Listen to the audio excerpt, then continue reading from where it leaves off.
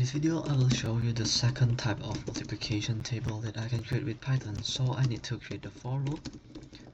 I create the variable range here, and from 1 to 11.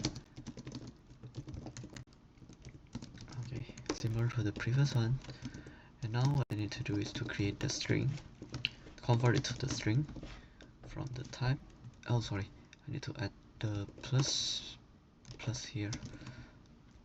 Okay, and the space. Okay, and now I need to print the x plus the new line.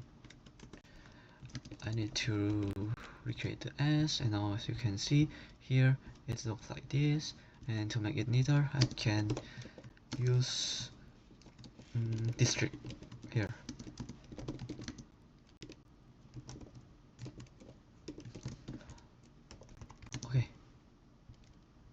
Okay, it's under 1 minute.